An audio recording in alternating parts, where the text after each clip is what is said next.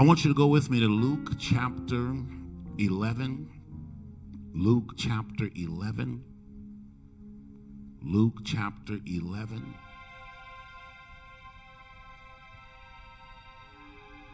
Luke chapter 11.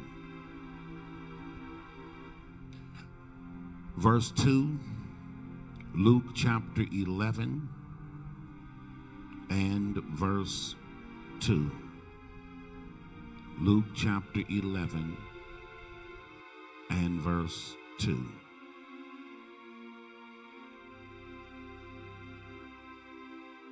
Special shout out to Lady Stephanie Till. She has been watching and praying and encouraging me each and every day while I've been here.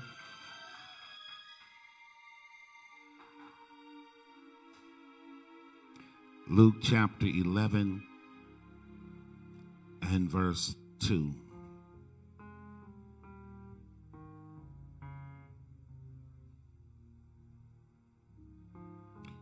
If you're there, say, I am. If you're not, look up.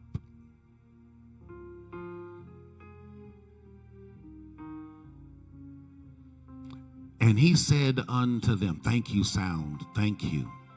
Yes, thank you. And he said unto them, when ye pray, say. That's enough. You may be seated in the presence of the Lord.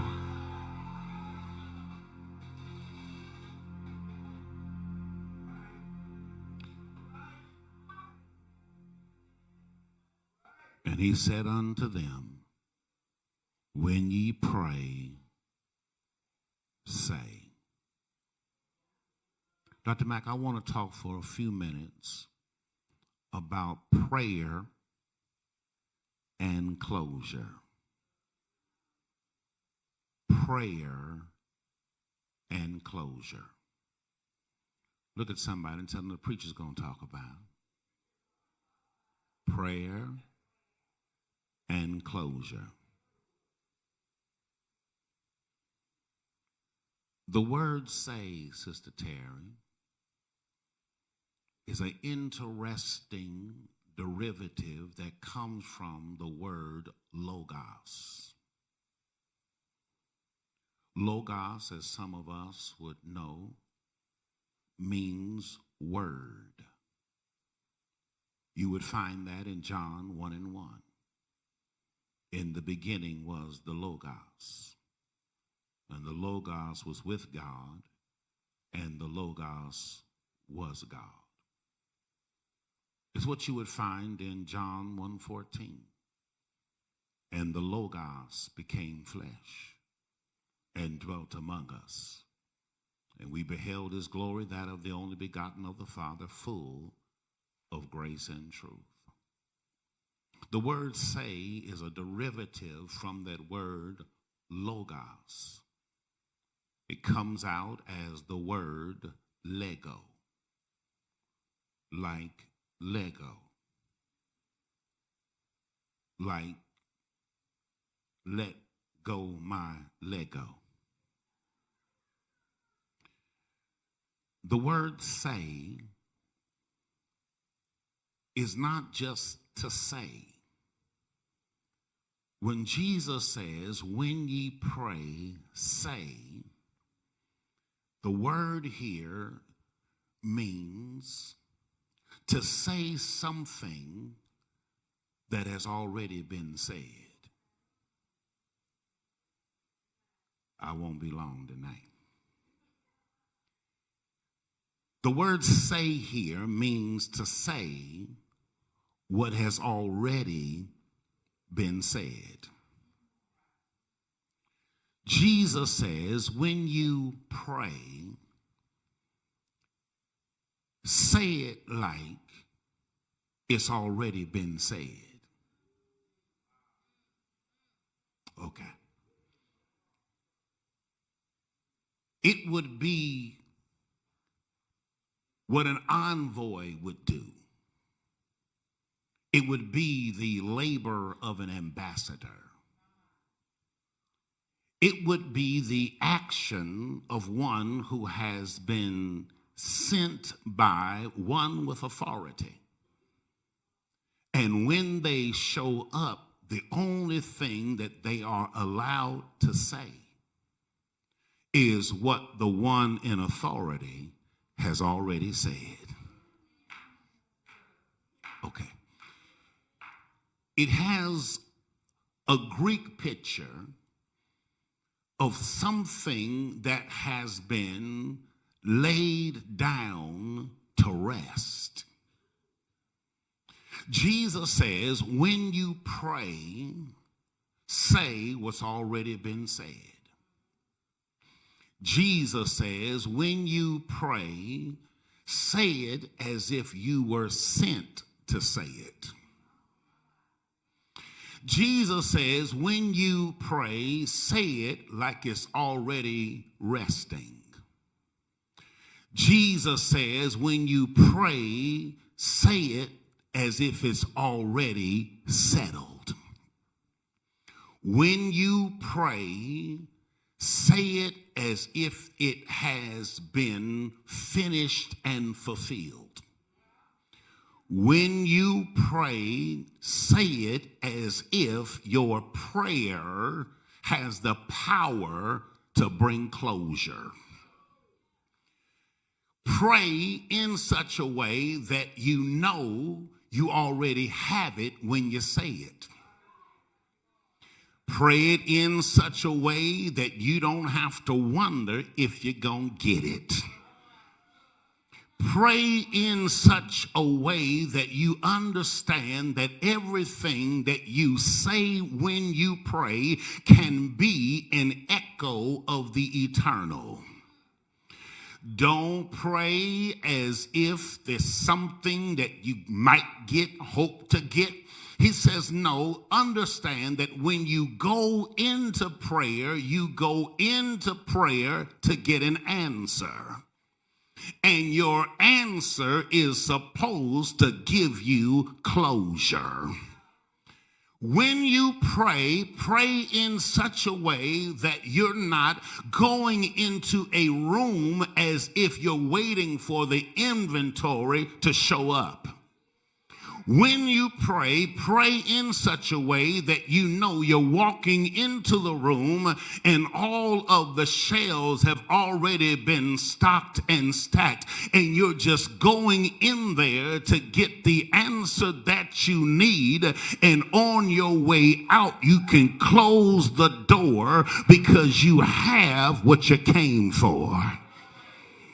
All right, if you're going to ask and it shall be given, you're going to seek and it shall find, and you're going to knock and it shall be opened unto you. Here is the key to that. Whatever you are going to ask for, it should have already been given. Whatever you are seeking for, it should have already been found. Whatever you are knocking on, it should already be, you're here. It should already be opened. So when I go into prayer and I ask, I'm only asking for what I know has already been given. When I go into prayer, I'm only seeking for what has already been found. When I'm knocking, I'm only knocking for what I know has already been opened. So when I go into prayer and I ask God for something, God says, I need you to ask as if it has already been given. Don't ask me for something that you don't know I haven't already given you. Don't try to seek for anything that you don't know that I've already found. Don't knock for anything unless you know that the door has already been opened. When you get an answer, there needs to be closure. When you leave prayer, you don't leave prayer still upset. When you leave prayer, you don't leave prayer still frustrated. When you leave prayer, you don't leave prayer still agitated. When you leave prayer, you don't leave in any kind of restlessness. By the time you finish praying and you come out of prayer, your answer should have given you some closure. Okay, let me help you with that. Whatever you're asking for, you should know that God has a way to get it to you. Whatever you're seeking for, you should know that God's got a way to get it to you. Whatever you're knocking for, you should know that God's got a way to get it to you. Had an incident not long ago, Mother, where I had one of the members of the congregation who wanted to bless me. And it wasn't a common blessing. She had gotten something in the mail. And she had told me what she had got in the mail. And then she told me what the Lord had told her to give me for what she got in the mail. It was a settlement, Sister Brewer. It was a settlement. The Lord had settled something for her. And because the Lord had settled something for her, she said, man of God, the Lord told me to break you off a piece. And I'm going to bless you. And I got a little excited. I didn't know how much it was going to be, but the truth is I got a little excited. I said, all right, Lord, you working in the hearts of the people. Look at God. Now, don't look at me like that, because if it was you, you'd be shouting. Some of y'all, I bind the spirit of jealousy. You should just appreciate that right now. So she says she going to hook a brother up. I was like, hook a bishop up. Let the Lord use you. Good Lord. And so I was ready to get the blessing. And then she came back to me and she said, Bishop, I got an issue. I got a problem. I said, what's going on? She said, you don't have your Cash App up no more. I said, yeah, that's right. She said, I was going to send it to you, but I don't have no way to get it to you unless I was going to send it through the Cash App. I don't have Zelle and Venmo and the other stuff. All I had was Cash App. And you don't have your Cash App up anymore. And so, Bishop, I'm trying to figure out how I'm going to get it to you. She wanted to bless me. She was already committed to blessing me. She only had one way to get it to me. Okay, over here. She wanted to bless me. She was committed to blessing me. It was in her heart to get it to me. The only problem was, Minister, she only had one way to get it to me. Okay, over here. She wanted to bless me, was going to bless me, was going to hook a brother up, but the only problem was she only had one way to get it to me. And so she was going to have to work something else out. I know I'm going to get it. Praise the Lord. I ain't got it yet. I know I'm going to get it, but she only had one way to get it to me. She could not do what she wanted to do, couldn't bless like she wanted to bless, because she only had one way to get it to me. I want to announce to somebody tonight that God's got more than one way to get it to you.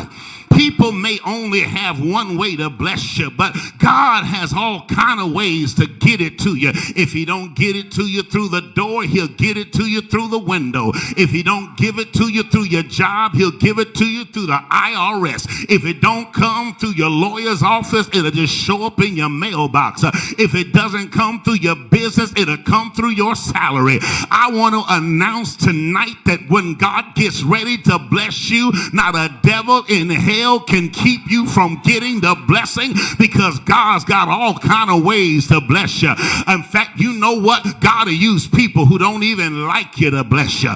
God will use people who've been rolling their eyes at you to bless you. God will use people who don't even know your name to bless you. God's got all kind of ways to bless you. And when God gets ready to bless you, he says, I want you to seek for what you've already found. I want you to ask for what's already given. I want you to knock for what I've already opened up. Don't worry about how I'm going to get it to you, because I've already got it for you. When you pray, say. When you pray, settle the matter. When you go into prayer knowing when I come out of here, I'm coming out with some closure. I need you to look at somebody and say closure. I need you to look at somebody and say, you didn't do it. Look at somebody and tell them closure. By the time I walk out of here tonight, I'm walking out with closure. By the time I get out of here tonight, I'm walking out with an answer. By the time I walk out of here tonight, I'm walking out with my miracle. What I've been praying for, what I've been believing for, what I've been tithing for, what I've been worshiping for,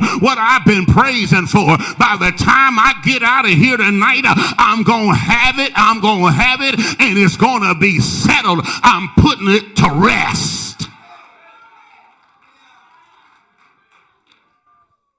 Dr. Bay, you would know this better than I, but they tell me that closure is a psychological framework by which people aim to get an answer that will alleviate confusion, ambiguities, and restlessness. It's a psychological framework by which people are looking for an answer. They're looking for a way to alleviate confusion. They want to alleviate ambiguities. They want to alleviate restlessness. Closure. You know what closure feels like, and you know what closure feels not like. You know when you are living without closure, because when you're living without closure, you feel confused. When you're living without closure, you feel like things are ambiguous. When you're living without closure, you feel a sense of restlessness. You want closure. You go through a shift and a change, and things still feel held up. Nothing feels real settled. You want closure. Some of you came in here tonight watching this right now, and the thing that you really want is just closure. You just want closure. You don't want him to call you no more. Okay, I'll find you. You just want closure. You don't want another letter coming in your mail talking about that anymore. You want closure. You don't want to go to court about that anymore. You want closure. You tired of feeling what you feel every time she comes in the room. You want closure. You're tired of being irritated and agitated over the same thing. You want some closure. I mean, stuff is running through your mind, messing with your mind because you don't have any closure. You want to move on, but you just don't have any closure. Doors are still open. Irritations are still coming. Hesitations are still holding you. You still got some agitation down on the inside. You still got some anxiety. You still got some worry. You still got some fear. You still got some fret. And the truth tonight that you're not going to tell, so I'm going to tell on you. The real thing you want tonight is some closure. You just want to be able to close that chapter in your life and move on to something else. You want your heart to be healed so you can move on to something else. You tired of thinking about what you went through last year. You want to come into this year, and the thing you want more than anything else is closure. I got some witnesses in here who will tell the truth. You'd rather have closure than dollars.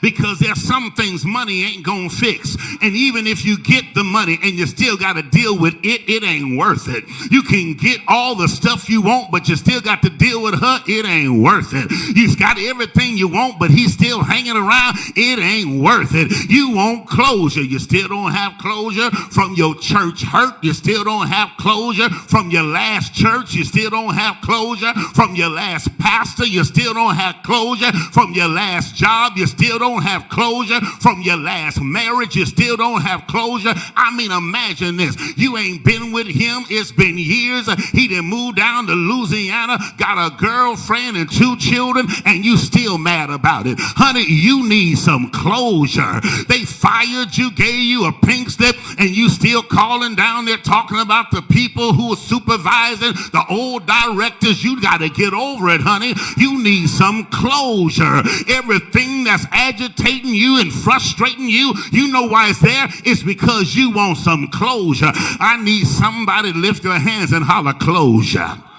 Before I get out of this, I need some closure. I'm tired of things being held up. I want some closure. I don't want to keep going through what I'm going through. I want some closure. And God has been holding some of you in such a way that you haven't been able to move forward because you haven't got any closure. You got mad at somebody and we don't even know why you're mad at us. We ain't done nothing. The reason you mad at us and we ain't done nothing to you is because you don't have any closure. Why you roll your eyes at me? I ain't done nothing to you. Oh, let me guess. You don't have any closure. Oh, he must have been black, had big eyes, a big nose, and thick brown lips. That ain't him. That ain't me. That was him. You need some closure. Look at somebody and say closure. I'm tired of running around this merry-go-round. I want some closure. I'm tired of going through the same thing. I want some closure. I'm tired of feeling what I always been feeling.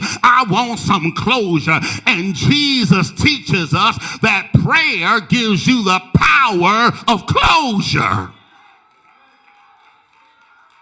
I said prayer gives you the power of closure.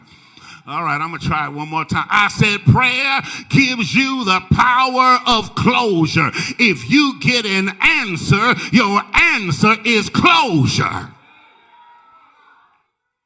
Jesus said when you pray, pray like it's already settled. Jesus said when you pray, say, and say it like it's already finished. Jesus says when you pray, say, and say it in such a way that you are saying what has already been said. So when you get ready to pray, when you get ready to talk to God about your issues, you need to bring God a word that you've already heard. Come here. When you get ready to pray, you need to bring God a word that you've already heard. One more time. When you get ready to pray, you need to bring God a word that you've already heard. All right, I got these bills stacking up. I need to pray a word that I've already heard. But my God shall supply all my need according to his riches in glory by Christ Jesus. I'm going to pray a word that I've already heard. I've been young and now am old, but never have I seen the righteous forsaken nor his seed begging bread. I'm going to pray a word that I've already heard. But seek ye first the kingdom of God and his righteousness, and all these things shall be added unto you. I got to pray a word that I've already heard. But remember the Lord your God, for it is he who gives you power to get wealth. I gotta pray a word that I've already heard. Okay, they fighting you. Everywhere you go, you feel like you're in a fight. You need to pray a word that you've already heard. The Lord is my light and my salvation. Whom shall I fear? The Lord is the strength of my life. Of whom shall I be afraid? Fret not yourself of evildoers, neither be you envious of workers of iniquity, for they shall soon be cut down and wither as the green herb. When the enemy comes in like a flood, the Spirit of the Lord will raise up a standard against him. I wish you had prayed a word that you already heard. No weapon formed against me is able to prosper. Every tongue that rises against me in judgment I shall condemn. For this is the heritage of the servants of the Lord, and our righteousness is of him. If you in a fight, you need to pray a word that you have already heard. You feel sick in your body? You need to pray a word that you've already heard. By his stripes I am already healed. I am the Lord your God, and I will put none of these diseases up on you. The Lord will forgive your iniquities and and heal your diseases. He is the Son of righteousness, and there is healing in his wings. You need to pray a word that you have already heard. Your children are getting away from God. You need to pray a word that you've already heard. And all our children shall be taught of the Lord, and their peace shall be great. The same word and spirit that I put on you, I will also put upon your children, and your sons and your daughters shall prophesy. You got to get a word that you've already heard. If you don't have any peace of mind, you got to get a hold to a word that you've already heard. If you keep your mind stayed on him, he will give you a perfect peace. You got a peace that passes all understanding, that will guard your heart and mind in Christ Jesus. You got to pray a word that you've already heard. And if you pray a word that you've already heard, by the time you start walking out of that word, you'll be walking out with your answer. And when you walk out with your answer will be your closure. Look at somebody and tell them your answer will be your closure. Try it with somebody else. Look at somebody and tell them your answer will be your closure. Try it with somebody else. Tell them your answer will be your closure. And I got witnesses in the building tonight who can testify he will answer prayers. Let me find some witnesses. He will answer prayer. Think about Hezekiah. King Hezekiah. The prophet Isaiah comes to Hezekiah and says, you got to die. I need 5 Bible readers. It'll work. Prophet Isaiah comes into the courtyard of the king and says, you got to die. Set your house in order. You're going to die. Isaiah's headed out. Hezekiah turns his face to the wall and starts talking to God. And you know what he started talking to God about? A word that he had already heard. He said, now hold up, wait a minute. I'm under the covenant of Abraham, Isaac, and Jacob. And I've been serving you, and I've been giving you my life, and I've been giving you my time. And you said that I was under your covenant. And because I got a word from you, I'm believing that you gonna get closure to this. And the Bible said while Isaiah was on his way out of the courtyard, the Lord said, turn around and go back. I'm gonna give him 15 more years. I want you to look at somebody and tell them your answer will be your closure. Whatever you've been talking to God about, I came to tell you, you about to get that. What the thing that you've been hoping for in prayer, you about to get that. The thing that you've been believing God for, you about to get that. He's not going to give you a serpent if you ask for fish. He's not about to give you a scorpion if you've been believing for a blessing. Whatever you've been believing for, asking for, if you pray his word, it's already settled. Your answer is your closure. When you pray, say, because prayer is the power of closure. You can fuss about it all you want. That will not bring it to closure. You can manipulate if you want to, but that will not bring closure. You can call everybody around town and tell them all your business. That will not bring you closure. When you go into prayer and you pray what you've already heard from God, when you walk out of that, you will have an answer, and your answer will be your closure. Watch this. Prayer is the power of closure. Our Father, which art in heaven. That gives me closure of paternity.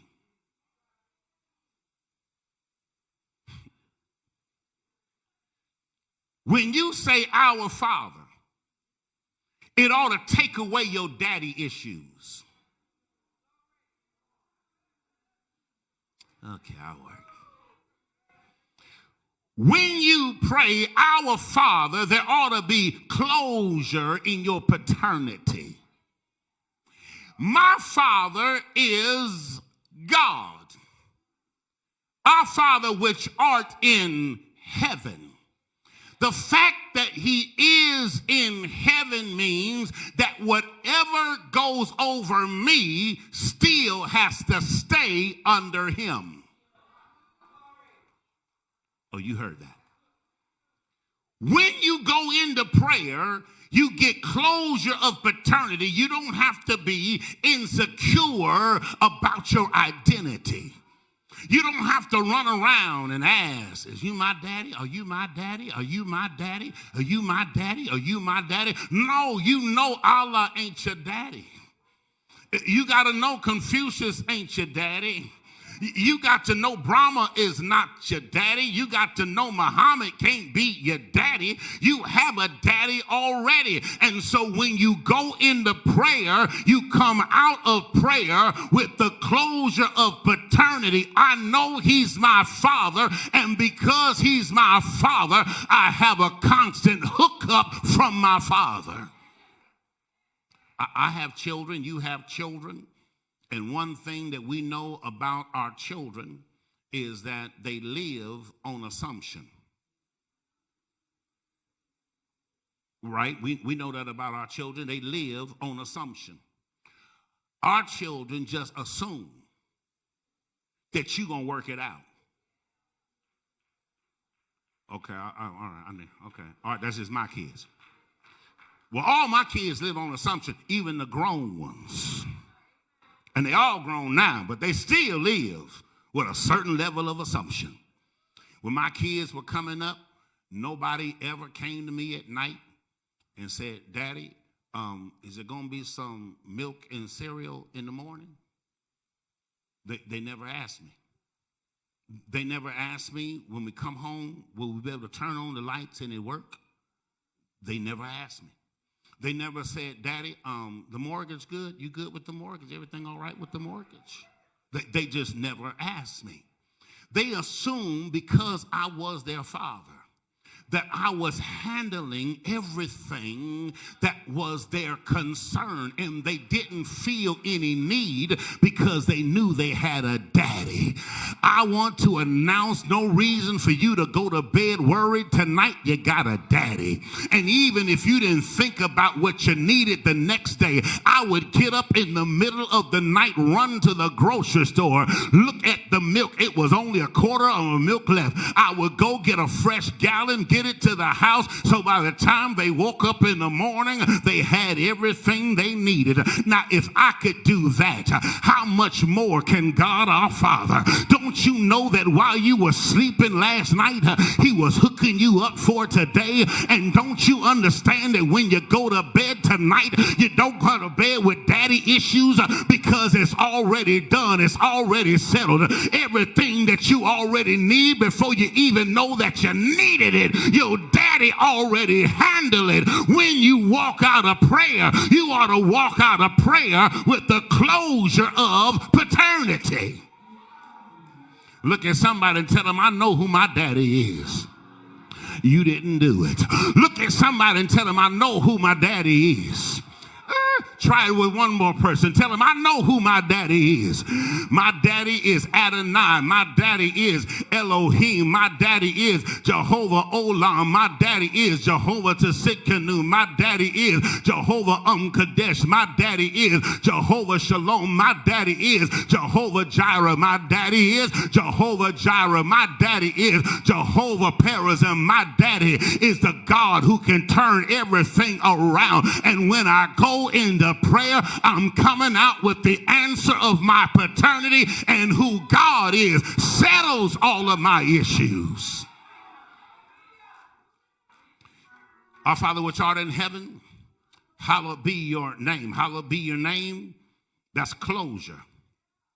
Our Father which art in heaven, that's the closure of paternity. Hallowed be thy name. That's the closure of praise.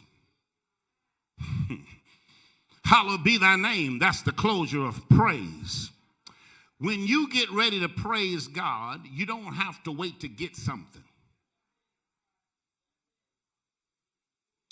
In the modern church, we got to get something before we feel the prompt to praise. But you don't have to get anything more than you already have. Because what you have to praise is his name. So if he doesn't do anything else for you, you can just praise him for his name. Because his name reveals his nature, and his nature is meeting all of your need. And so if you know his name, you know his nature. If you know his nature, you know his nature can meet all your needs. Why would I wait to get a car when I've got his name? Why would I have to wait to get a new house before I get my praise on? I can get my praise on because I know his nature. I can get my praise on because I know he's going to meet every need in my life. And you have to know this, that God has been waiting on your praise. And if you would praise his name, whatever name you praise, that's the name that's going to meet your need. If you need a healing, praise Jehovah Rapha. If you need a bill paid, praise Jehovah Jireh. If you need peace of mind, praise Jehovah Shalom. Whatever name you praise, that's the name that's going to give you closure. You don't have to wait for somebody on your pew to give God a praise. Why would you wait for a praise team to help you praise? If there ain't a Hammond B3, I just do what I do in the car by myself. I'll give him a praise. If I'm not at church, between my living room and my bathroom, I'll give him a praise. Between the cubicle and the hallway, I'll give him a praise. Between the parking lot and the sanctuary, I'll give him a praise. Enter into his gates with thanksgiving. Enter into his courts with praise. Be thankful unto him and bless. Look at somebody and tell them, bless his name. When you pray, you get closure. Tell somebody, when I pray, I get closure. You get the closure of paternity. You get the closure of praise. You also get the closure of purpose. Thy kingdom come. Thy will be done in earth, not just terra firma, in earth, not just topography, in earth, earthen vessel in earth as it is in heaven. When you wake up in the morning, you shouldn't have to wonder, why did he wake me up? When you wake up in the morning, you can wake up with the closure of purpose. And I'm telling you, people of God, having lived it, if you don't wake up with an agenda, somebody will hand you theirs. If you don't wake up with a purpose, somebody will have you in theirs. If you don't wake up knowing who you are and what you're supposed to be doing, somebody will have you doing something that don't have nothing to do with you.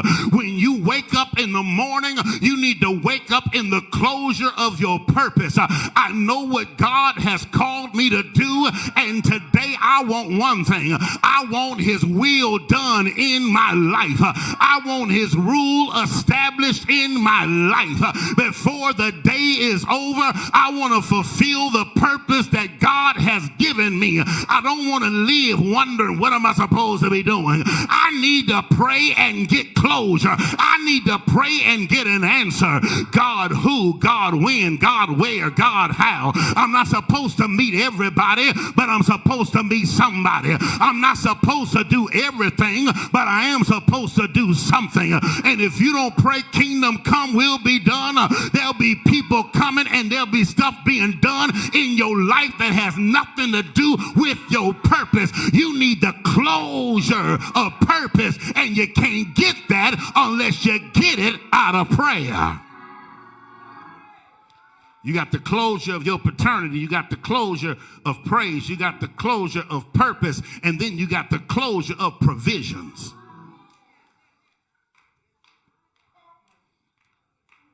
Give us this day Give us this day our daily bread. I don't need bread for tomorrow. I just need bread for today. Announcement. Bread may not be money.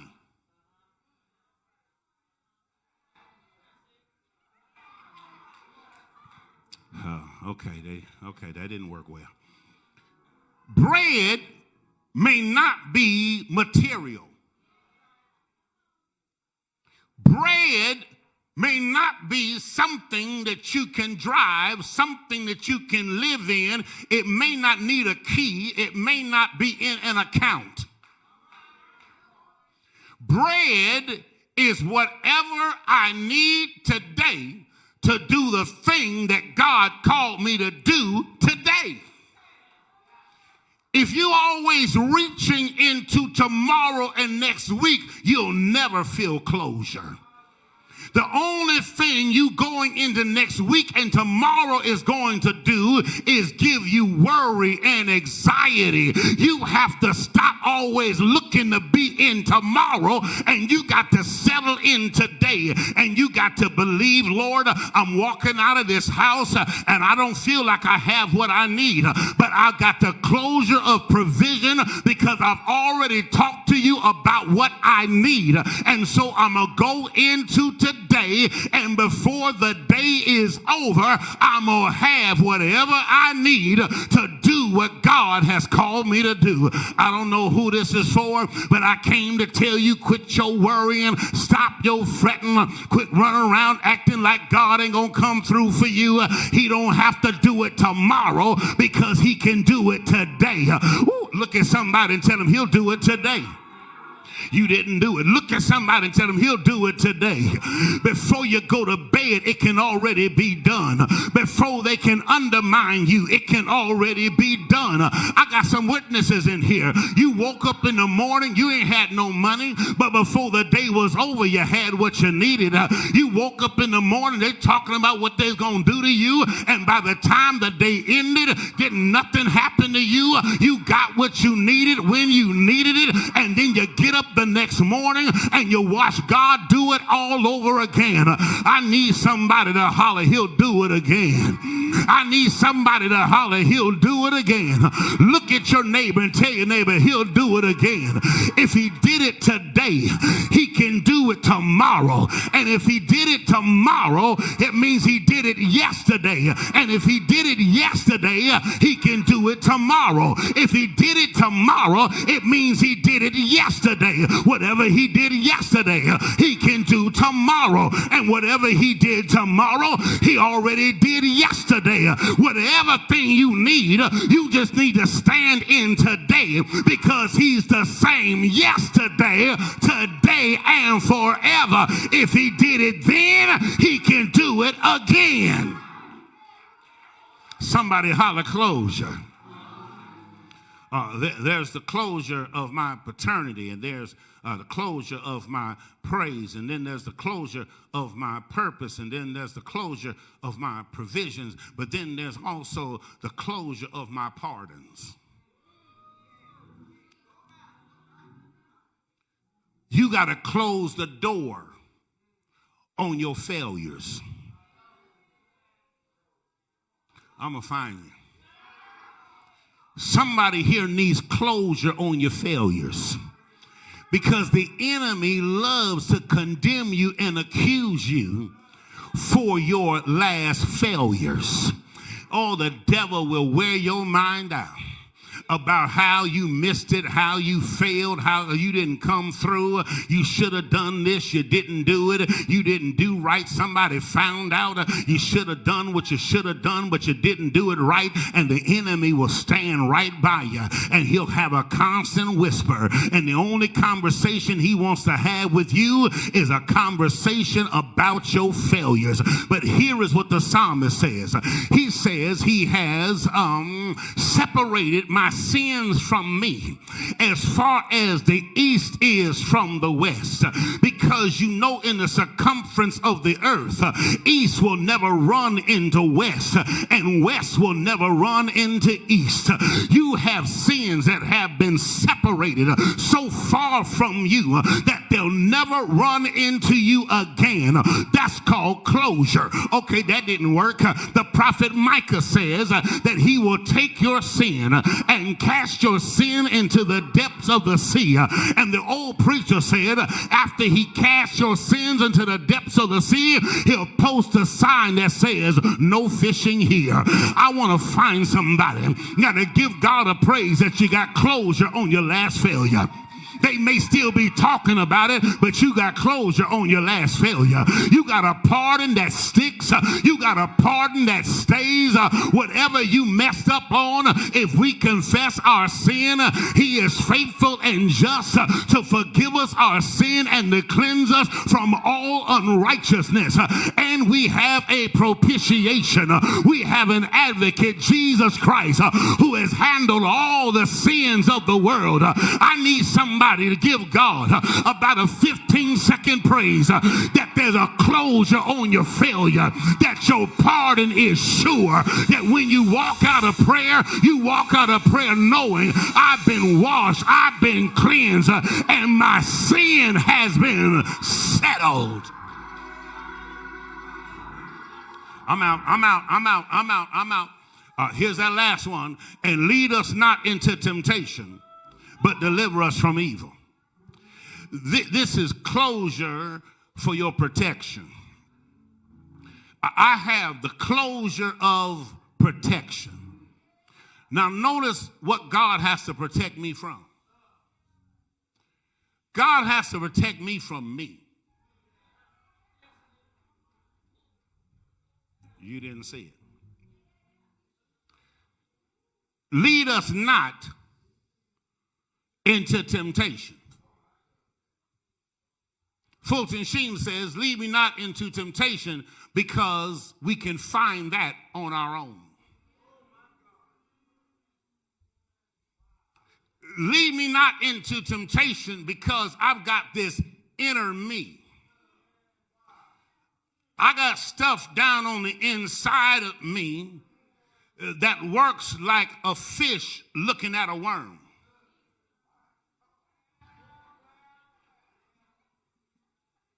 Don't be mad at the fish because he's chasing the worm. It's just in the nature of a fish to chase a worm. Now, you're not going to chase no worm.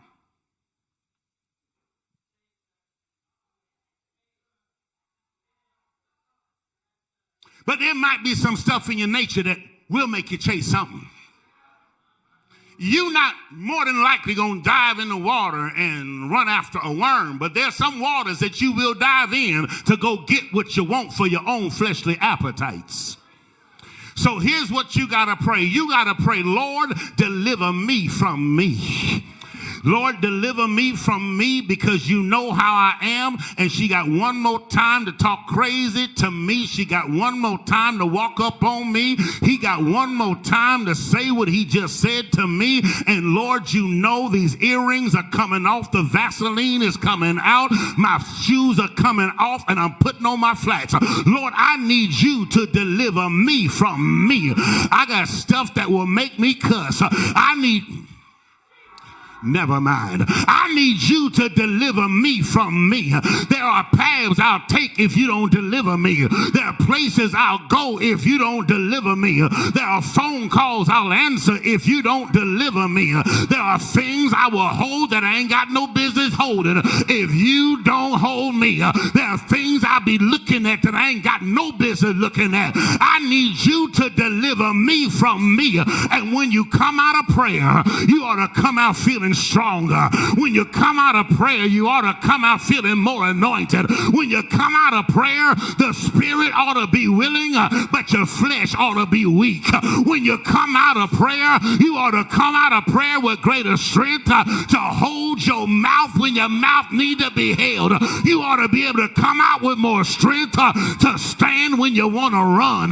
You ought to come out with more strength so that your inner me does not become your inner me.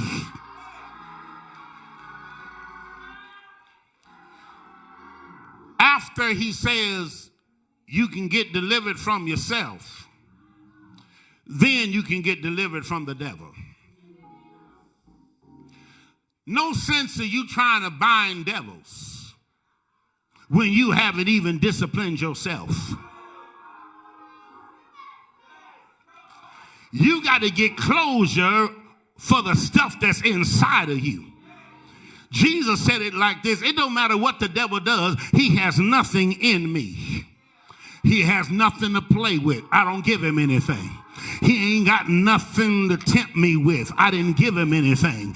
He doesn't have nothing to draw me out because I didn't give him anything. He has nothing in order to weaken me because I didn't give him anything. So many times we mess around and we allow the enemy to pull on us because we leave too much stuff in us that he can play with. Your inside should not be a playground. Your inside ought to be a battleground. Greater is he that's in you than he that's in the world. Quit playing with your flesh. Quit playing with the devil. You know you can't handle that. Cut the TV off. You know you don't need no Netflix. Get rid of that. There are things you don't need to look at, things you don't need to talk about. You got to stop letting the devil have a playground where you trying to have a battleground. All right, let me see. I'm out. Let me see if I can make this work. Oh, yeah.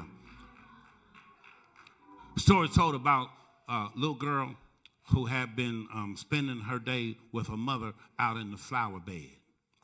All day she had been hanging out with her mother, and she was hanging out in the flower bed, having a good day with her mother in the flower bed. And they were enjoying the day, and then Daddy came home, and a little girl went in and told Daddy, I've been outside all day with Mama in the flower bed. He said, that's awesome. She said, Daddy, I learned something about flowers. He said, what did you learn? She said, I learned why flowers grow. He said, say that again. I learned why flowers grow. He said, okay, that's interesting. He said, tell me, why do flowers grow? Said, flowers grow because they want to get out of the dirt.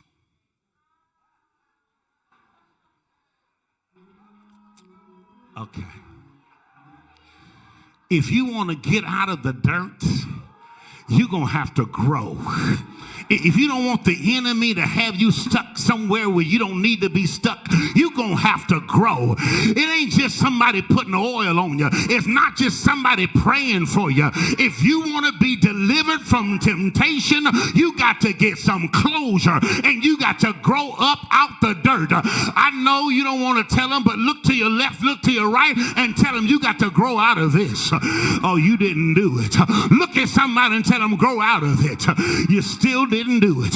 Look at somebody and tell them grow out of this. You want some victory? You want to win? The only way you gonna win is you got to go into prayer. And when you go into prayer, then you can come out with closure. I'm out of here. But you know that's how Jesus got out of the cross. Jesus got out the cross because he went in prayer, and then he came out in prayer. He came to the cross in prayer, and then when he came out the same way that he went in. He came in prayer. Father, forgive them, for they know not what they do. He came in with prayer, and when it was hurting the most, he said, my God, why hast thou forsaken me? And then on his way out, he came came out in prayer. He said, Father, into your hands I commit my spirit. However you come in, that's how you got to come out. However you go in, that's how you got to come out. However you go in, that's how you got to come out. If you go in prayer, you can come out with a prayer. If you go in with a worship, you got to come out with a worship. If you go in with a praise, you get to come out with a praise. If you go in with peace, you get to come out with peace. If you go in with joy, you get to come out with joy. However you go in, that's how you get to come out. Look at your neighbor and tell your neighbor, I'm coming out of this. Look at somebody and tell them, I'm coming out of this. You still didn't do it. Shake your neighbor by the hand and tell your neighbor, I'm coming out of this. I've been in long enough. I'm ready to come on out. I'm tired of the same old stuff. I'm ready to come on out. I'm tired of the same old fights. I'm ready to come on out. I'm tired of the same old tears. I'm ready to come on out. I'm sick and tired of being sick and tired. I'm coming out of this. I'm tired of sleepless nights. I'm tired of feeling depressed. I'm tired of feeling oppressed. I'm tired of fighting the same thing. I'm tired of saying the same thing. I'm tired of everything coming after me. I'm ready to go after something. Look at your neighbor and tell your neighbor, I'm coming out of this. Pull on your neighbor. Pull on your neighbor. You still didn't do it. Pull on your neighbor and tell your neighbor, when I come out, you come out. When I go up, you got to come up. When I get blessed, you got to get blessed. When I get healed, you got to get healed. Pull on your neighbor and tell your neighbor, come on out. You've been in the storm too long. Come on out. We've been made endure for a night. Joy comes in the morning. Look at your neighbor and tell your neighbor, I'm coming out of this. If Jesus came out of a tomb, I can come out of my depression. If Jesus can come out of death, I can come out of this depression. If Jesus can come out the grave, I can come out this guilt. One more time, look at your neighbor and tell your neighbor, I'm coming out. You still didn't do it. I'm coming out. If L can come out, I can come out. If G can come out, I can come out. If B can come out, I can come out. If T can come out, I can come out. If Q can come out, I'm coming out. Tell somebody I'm coming out of this, and when I come out, I'm coming out with my hands up. When I come out, I'm coming out with my hands up. Throw your hands up and holler, I'm coming out of this. I'm coming out of this.